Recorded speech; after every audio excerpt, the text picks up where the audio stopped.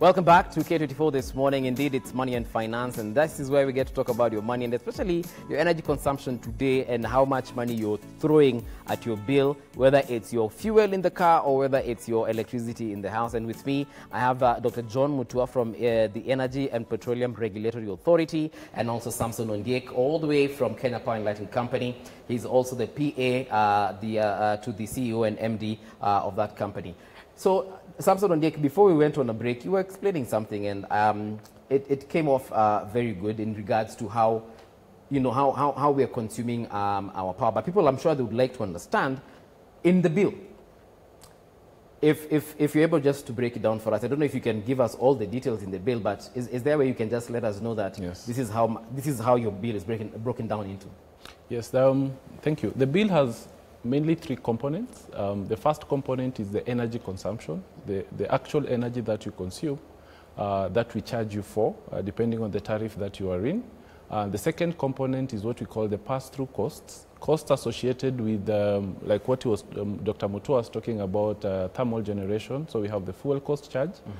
We have also Forex, because most of the investments within the energy sector are done using dollar-denominated or financing. Because I was actually shocked when I saw Forex, something on my bill. Yes. Nikashanga, am I exchanging dollars here for shillings? No.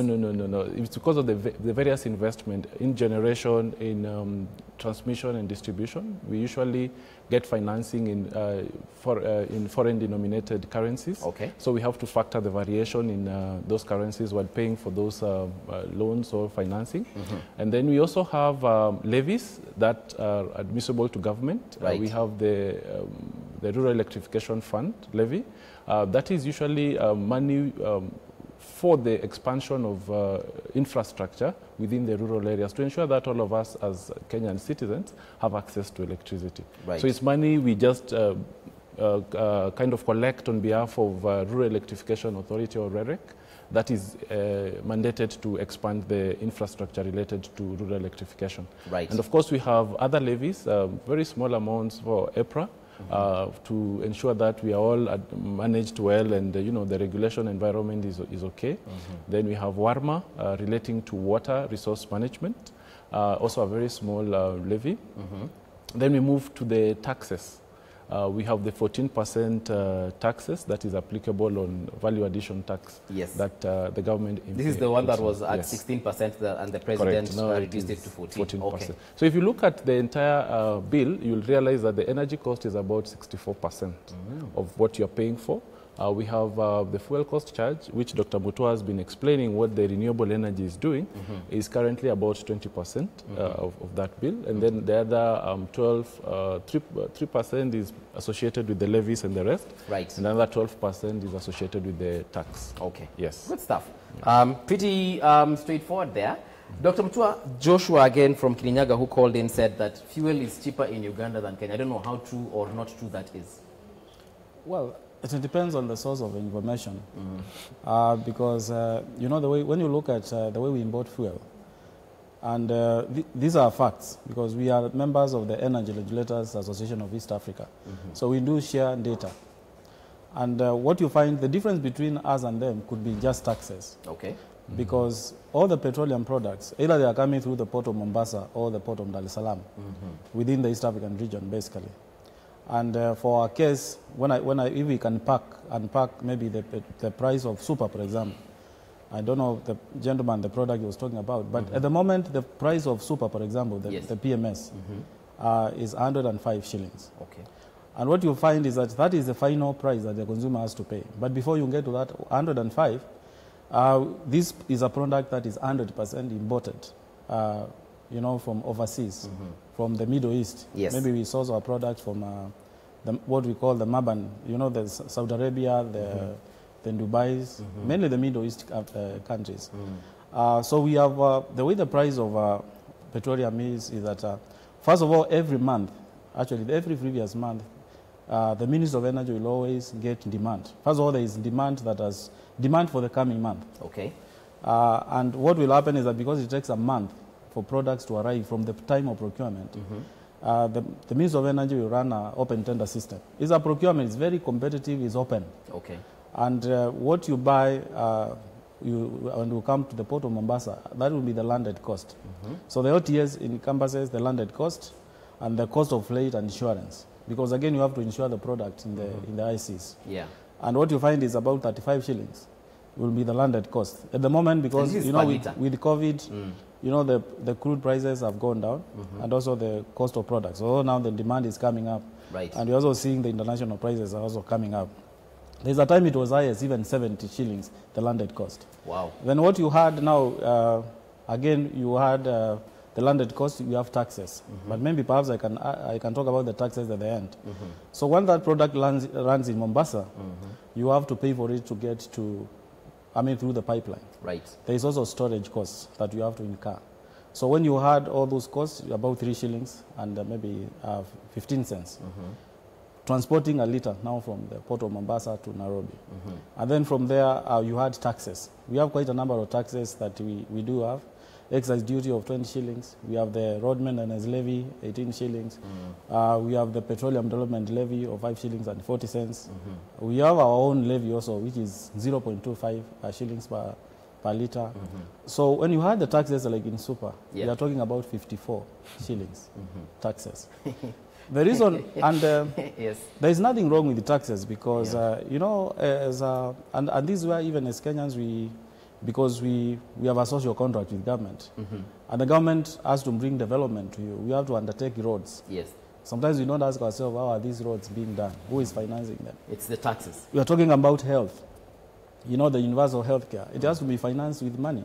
We are talking about the basic education and also higher education. All these areas are financed by taxes. And when you look at petroleum, is one of the areas because of it's inelastic. It's inelastic basically. So you find we also have to tax it just like another good, so that you can get money to run programs, to pay for the executive, judiciary, and the National Assembly. All these, you know, taxes. They are taxes. But not necessarily taxes. From fuel, though. Not necessarily. There's it's a big basket. Yes. Fuel is just one of them. So the other costs that are important, I would say that the margins. We also give margins to the companies. Because these are private sector people who are putting in their, you know, you are investing in a petrol station. Yes. You are investing to buy products and to sell. So the margin will be about 12 shillings. There are 12 shillings will be the margin. So when you add in the cost of landed cost, about 30, you add taxes, 54. You add 3 shillings and 15 cents for that is the transportation through the pipeline. You add like what we call bridging cost. This is a cost you now when you pick a product from Nakuru, for example, and you are taking it to Nanyuki, for example, you find you still have to pay something in that. So what I would say is that the difference between us and the Tanzania and Uganda is basically the tax regime.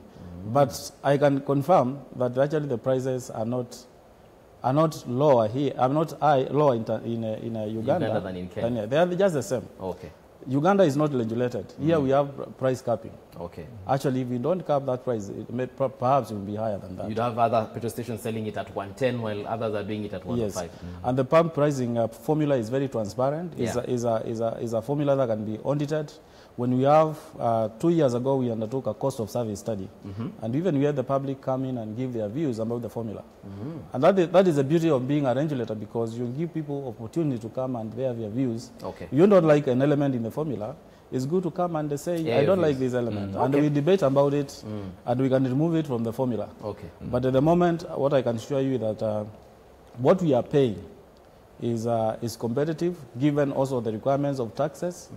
And also we have to give some revenues, because again you have to sustain the investment. If you don't allow revenues to the private sector, nobody will put in money in the investments that we have. Okay. Let's look at some feedback coming through our WhatsApp line. Please let us know your name and where you're watching us from. How come KPLC increases token charges if one uses more than 100 units within 3 months? Are they punishing high domestic power consumption? Good question. Samson. Yes. Kazi kwako hapa before we forget. Hi, I am Brian Alambo from Kisumu in Manyata, Baraka. Why is it that token charge rates vary from each individual? For instance, I was charged 45 bob and my neighbor charged free. Yeah? Question to EPRA. Consumption demand seems to be the driver of the sector. Low demand is costly as it indicates surplus power away from equilibrium. However, based on price theory, consumption is bound to go down if price goes up. What are some of the initiatives EPRA is engaging to spur consumption in the country that bring the supply balance closer to equilibrium? Daktari, shikilianga hiyo swali utajibu baadaye. Greetings. Ask Dr. Mutua on cooking gas price regulations. Where do we get the info on pricing if the price is high? Who is tasked on this? And for KPLC, why is postpaid, that is old meters, cheaper than tokens? Aya. Wacha tujibu hizo kwanza. Yes. Oh, we have another one. Where? Aya. Imeenda tena. Okay, hello Mbuvi. Dr. Mutua, will you advocate for an investor to put up a 40 megawatt solar system with storage, for example, in Western Kenya, Bungoma? Will you approve this EOI, that is expression of interest, if presented to you at EPRA and Ministry of Energy tomorrow? Is this feat still, is the feat still received? This is Bartholomew Simeo. Yeah, a bit technical there. I hope Dr. Rumelo is on swali. Aye. We have Amos. Is it Amos or Amon? Amon from Mombasa? All right. Amon wa Mombasa, habari yako? Salama sana. Mimi niko salama. What is your question or comment? I was calling to make a comment on the interactive in the morning and your. Oh. And it's now that you are. Aya, Amon. Asante sana. Tufanye hivi kesho interactive tupatane tu saa 3 But thank you very much. Aya. Sasa ndio simu yake imeingia. That's weird. Okay. Let's talk about why some okay, first of all, when buying units at specific days of the month, it's cheaper than others. I think that is not really true. Okay. Because we have a tariff structure that defines the kind of, we'll talk about the domestic customers for now. So we have two types of domestic customers. We have what we call the lifeline domestic customers, who are banded between who consume between 0 to 100 kilowatt hours per month. Yes. And then we have anybody consuming between 101 and above, then is classified as just a domestic customer. Yeah. Who are not lifeline. Lifeline in the sense that your power is a bit subsidized by the other categories of customers. The current charge for a lifeline customer, the cost of power itself is about 10 shillings. Yeah. But if you add the levies, it comes to about 15 shillings. So for every 1 unit kilowatt hour you procure, you are charged about 15 shillings and 75 cents. For the other category of customer, for every 1 unit of power you buy, you are charged 22 shillings and 65 cents. Okay. So that is usually the average prices for those two categories. So it's not management. It is not management. So if you consume, and this is where it differs. For you to become a lifeline customer, you must be consuming between 0 and 100 consistently for 3 months or forever. Okay. If you consume 103, then 100, then 104, the system takes the average of what your consumption is per month and then classifies you to either a lifeline customer or the other categories of domestic customer. Okay. And then your token pricing is then reflective, either at 15 shillings or 22 shillings. So if for this particular customer, he was consuming 100 this month, and the next month he consumed 100, and then maybe he had a party and everybody came in, he consumed 200 units, the system will average the 3 months. And then if it finds you are over 100, then your pricing for the next 3 months will be at 22.65 shillings. But if you are consuming within 100 units, then you'll be consistently at 15 shillings and 75 cents. And that is what some people would say, it keeps on changing. Okay. It doesn't. If you maintain, just to explain, 1 unit of power is a lot. Yes. 1 unit is about 1,000 watts. Most of our bulbs are between 8 to 20 watts in terms of usage. Yeah. So you can imagine if you are in a one-roomed house, so you with 1 bulb. Yes. So you have about 20 watts bulb. Yeah. Just or 10 watts bulb for easy sake of calculation. So 1,000 divided by 10 gives you 100 hours of lighting. And typically a person in a day spends about 4 hours. So you can even survive what 1 unit, which is costing 15 shillings, Yes. can take you within 4 or 5 days. Okay. Comfortably, if you have 1 room and you don't have... But ukiingia kwa shower, that's a different story. shower is consumption of a shower heater, for example. Yes. Minimum is about 1,800 watts Yes. per hour. No, it's usually flow, so Yes. it's usually per hour. So if you can see, it depends with what you consume in the home. TV doesn't consume power. The moment you start ironing, the moment you move into shower, the moment you move into toaster, Ukifungulia heater. ukifungulia pump, ukifungulia microwave, then your consumption starts increasing. Okay. And that's why you see, depending on, like now everybody is home. Yeah. You know people are showering every other time. So you are bound to see an increase in consumption of your power because if you have children, they have to shower in the morning and in the evening. Anytime they switch on the heater, then the electricity, turns. Okay. Which is a good thing because you get value for that comfort that you're paying for. There's someone who has said that postpaid is cheaper than tokens. The billing system is the same. The beauty about postpaid is you pay at the end. And you see, if you're still within postpaid and you're consuming less than 100 units, your billing is the same. Because the billing cycle will pick you as a lifeline customer, Right. and then you're billed at that rate.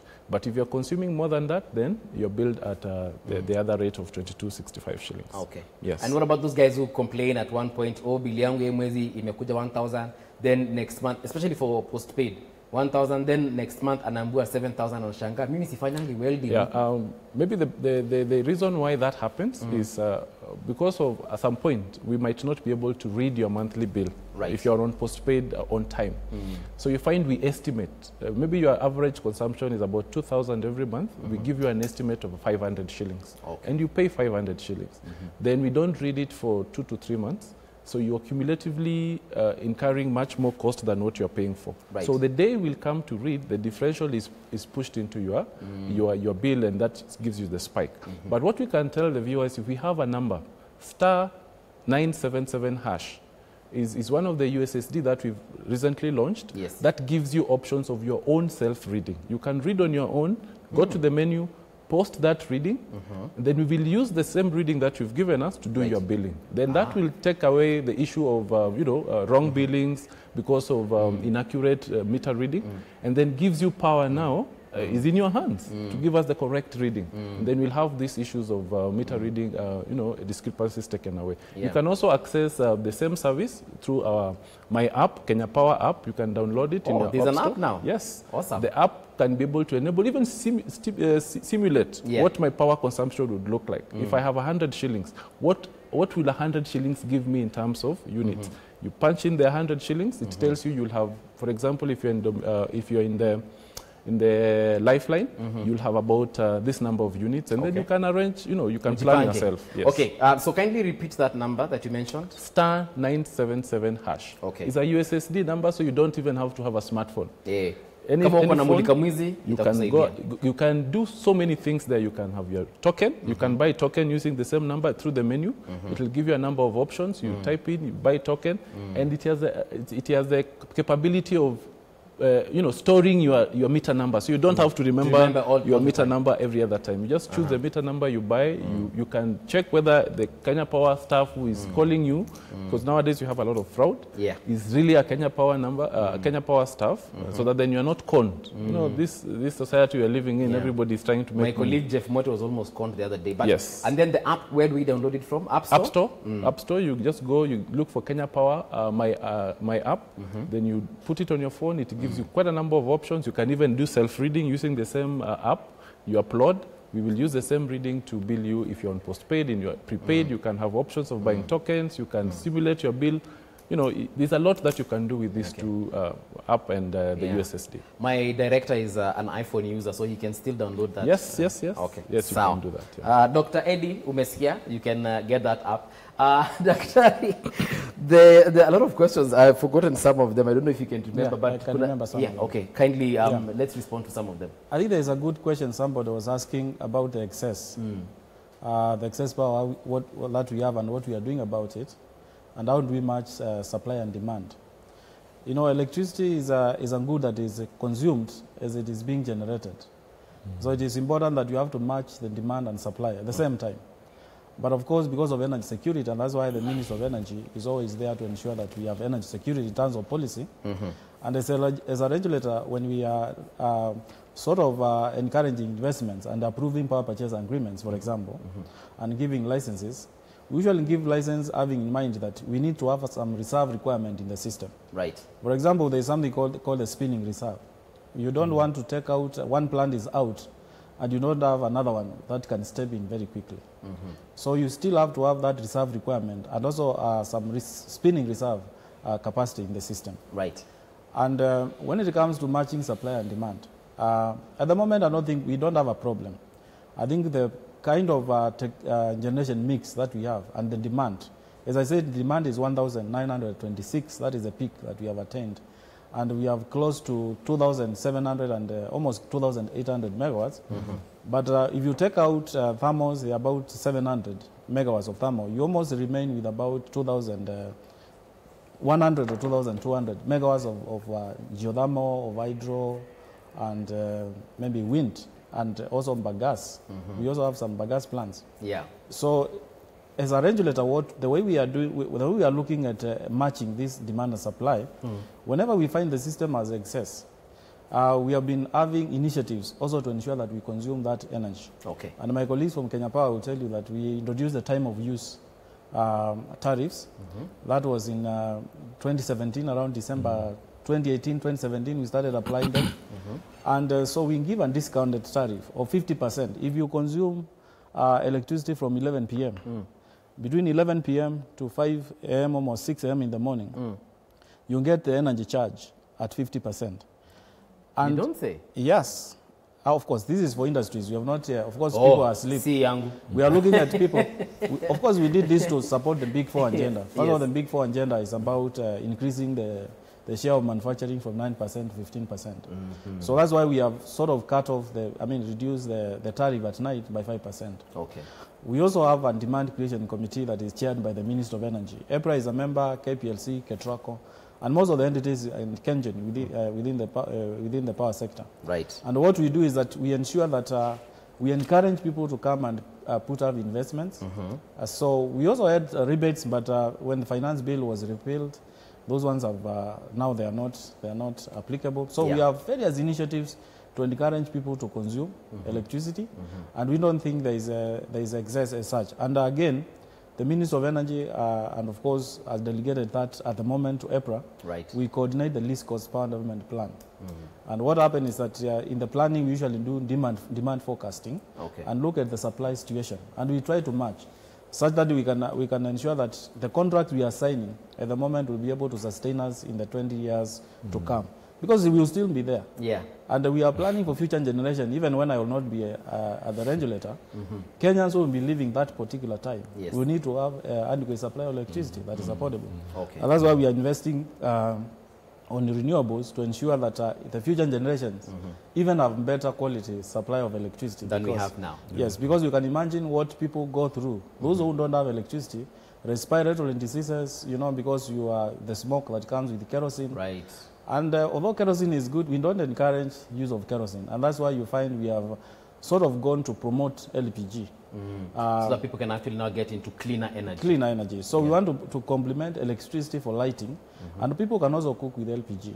And we have seen the usage of LPG increasing from 2 kilograms per capita to about 6.4 kilograms in the last 5 years. Wow. Because of the good policies that are and the legislation that have been put in place. Actually, a lot of regulations, and I've been hearing a lot of promotional material on media in regards to LPG. For you, Samson, as we come to a close, let me ask this in regards, because we've heard of geothermal, hydroelectric, and wind power. So are there areas like in Kenya where wanatumia upepo mingi, stima yao ni ya upepo, na sisi wenye tuko upande wa Mlolongo yetu sijui ni gani, wale tuko upande ya Western yetu, everyone uses the same source? Everybody uses the same source. We have two systems. Yeah. We have the integrated system that is basically brings power from all of us, the different sources. We call it the energy mix that Dr. Muto has talked about. So we have hydro, geothermal, a bit of thermal during the peak hours, and then we have the wind. That mix is what now comes to all of us. And then we have those standalone systems, especially within the islands and the off-grid region, which are primarily done through the thermal. Like if you go to Moyale, they have power which is sustained using thermal plants. Of course, it is hybrided by renewable energy just to make sure that the cost of power is low. Okay. But maybe I would wish to just encourage the viewers that in case they have any power issues, complaints, the star 977 hash is also a platform where they can be able to report their complaints. And they will be able to be addressed. If they are buying tokens, if they don't want to use the 9*77 hash, we still have the 8888880 that is used for procuring of tokens, and then we have the 888888 that is used to procure to pay for postpaid bills. Okay. Yes. Thank you very much, gentlemen. Nyinyi ni wale watu tunasema ni watu wa nguvu, yani watu wa power. Samson Ondiek, thank you very much. Dr. Mutua as well. It was such a pleasure. And thank you very much at home for watching and of course for the interaction. It's been absolutely amazing. We say kwaheri for now, but do not go too far. Shiku Kaitani is coming next with the Daily Brief. I will see you tomorrow bright and early on Interactive at 9 a.m. Until that time, it's been real. Hasta la vista.